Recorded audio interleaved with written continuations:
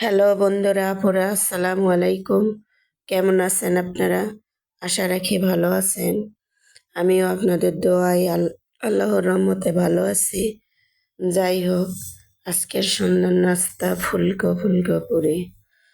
সময় কম থাকলে আমি যেভাবে পুরি বানাই সেটি আপনাদের বলবো, আবার দেখাবো। আটা, পানি, লবণ, তেল দিয়ে খামির বানিয়ে রেখে দেই কয়েক মিনিট। তারপর তাড়াতাড়ি করে একটি বা দুটি রুটি বানিয়ে নেই। এরপর রুটিটি ছুরি দিয়ে মাঝখান দিয়ে কেটে ফেলি।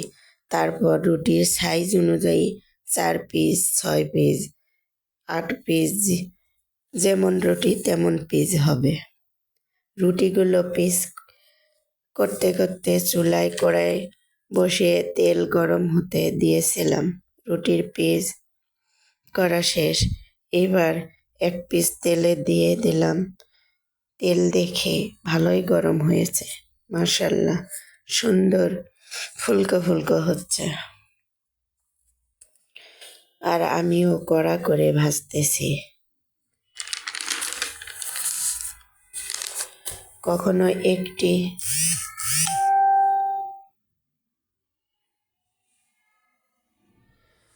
প্রথমে একটি পুরি দিয়েছি কড়াইয়ে।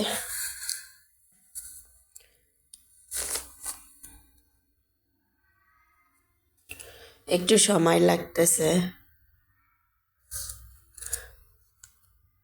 এই তো এটা হয়ে এসেছে। এরপর দিয়ে দিব আবার 2টি। দেখি এইবার 2টি দিলে কেমন হয়। তেলের মধ্যে এইভাবে একটু করলে তাড়াতাড়ি হয়। একটু দেরি হয়ে গেছে নাস্তা বানাইতে।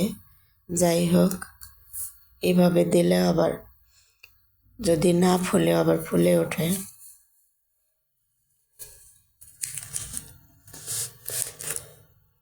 ক্যামেরা ধরছি হয়তো বা এই জন্য লজ্জা পাচ্ছে, তাই ফুলতেছে না ভালো।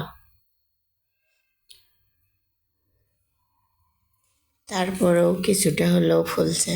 যাই হোক, এইভাবে ফুলকো ফুলকোভাবে কখনো একটি কখনো 2টি কড়াইয়ে দিয়ে দিচ্ছি তেলের মধ্যে। এভাবেই ভেজে নিচ্ছি পুরিগুলো। হাতে সময় কম থাকলে আমি এভাবেই বানাই আর ভাজি। আর সময় থাকলে বড় রুটি বানিয়ে নিয়ে একটি স্টিলের গ্লাস দিয়ে কেটে, অর্থাৎ রুটির উপর গ্লাসটি বসিয়ে চাপ দিলেই সুন্দর গোল সাইজের পুরি হয়।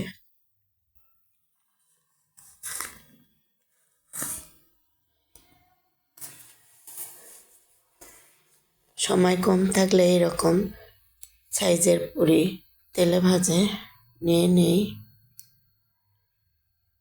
যেহেতু বাসায় খাওয়া, মেহমানের সামনে তো আর দেওয়া না, যেমনই হোক ভাজা হইলেই হলো।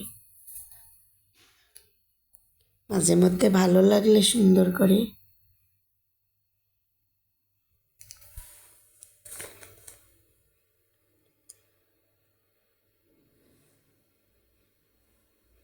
তারপরও মাশাআল্লাহ আজকে মোটামুটি হয়েছে। ভালো থাকবেন, দোয়া করবেন। আল্লাহ।